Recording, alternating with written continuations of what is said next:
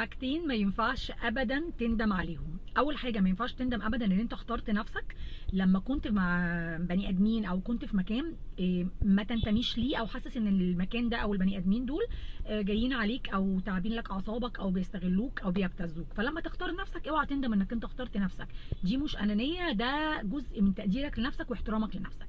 طيب ايه الحاجه التانيه بقى اللي انت ما تندمش عليها؟ ما تندمش ابدا ان انت انسحبت من مكان او سكت وسط ناس يعني هما بيتكلموا في الولا حاجه، فانت قررت ان انت تنسحب من مكان او تنسحب من صحبه او تنسحب من اشخاص هما بالنسبه لك عبء او بالنسبه لك مش فاهمينك. فما تندمش ان انت اخترت نفسك، لان ده بالنسبه لك قمه تقدير الذات وقمه احترامك لنفسك.